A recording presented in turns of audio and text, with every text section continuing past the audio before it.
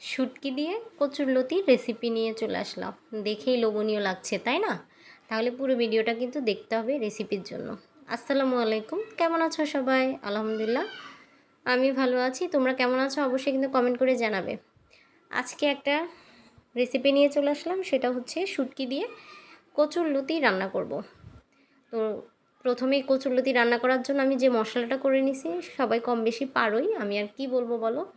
পেঁয়াজ, সাথে হচ্ছে আদা বাটা, রসুন বাটা, জিরা, তারপর হচ্ছে হলুদ, মরিচের গুঁড়া, লবণ। ঠিক আছে, এটা দিয়ে মশলা করে নিছি।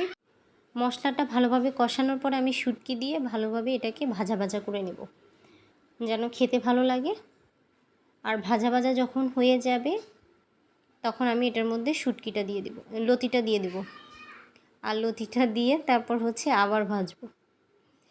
আর ওটা ভালোভাবে ভাজা যখন হবে তখন গিয়ে হচ্ছে আমি পরিমাণ মতো পানি অ্যাড করব। আগে একটু ভালোভাবে কষিয়ে নিব শুটকির সাথে, তারপর হচ্ছে মশলার সাথে কচুরলতিটাকে ভালোভাবে একটু মিশিয়ে নেব। আর আমার যখন মেশানো হয়ে যাবে তখন এটার মধ্যে আমি পরিমাণ মতো পানি অ্যাড করে দেব। পানি অ্যাড করে দেওয়ার পরে কচুরলতি হইতে বেশিক্ষণ লাগে না, আর যেহেতু আমি একটু ভালোভাবে কষাবো সেহেতু পানির পরিমাণ একটু কম দিলেও কিন্তু হয়ে যাবে তোমাদের। তো কম বেশি অনেকেই শুটকি পছন্দ করে, আর শুটকির সাথে কচুরলতি এটা কিন্তু খুব ভালো যায়। তারপরে শুটকির সাথে বেগুন, ওটাও কিন্তু খুব ভালো মানায়, খেতেও ভালো লাগে। কম বেশি অনেকেই কিন্তু পছন্দ করে।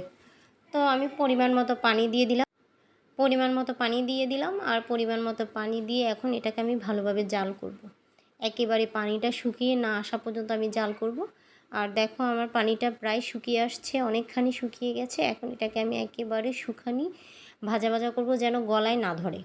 কারণ যদি পানি রাখা হয় অনেক সময় গলায় ধরে কচুরলতিতে, যার কারণে হচ্ছে একেবারে শুকিয়ে ফেলবো। তেলের উপরে একবারে ভাজা ভাজা করব, তখন দেখবে যে গলায় আর ধরবে না, আর খেতেও কিন্তু ভালো লাগবে। ঠিক আছে, তো এভাবে করে দেখতে পারো। আর কে কে এভাবে কচুরলতি দিয়ে শুটকি দিয়ে পছন্দ করো অবশ্যই কিন্তু কমেন্ট করে জানাতে কিন্তু ভুলবে না। ঠিক আছে, তো আর এছাড়া আমার রান্নাটা কেমন হয়েছে সেটা তো অবশ্যই বলবে। আমার রান্নাটাও প্রায় শেষ পর্যায়ে। এখন পানিটা শুকিয়ে গেলে তেলটা তরকারির উপরে উঠে আসলে, মানে তেল দেখা যাবে এমন একটা ভাব আসলে আমি কিন্তু নামিয়ে ফেলবো।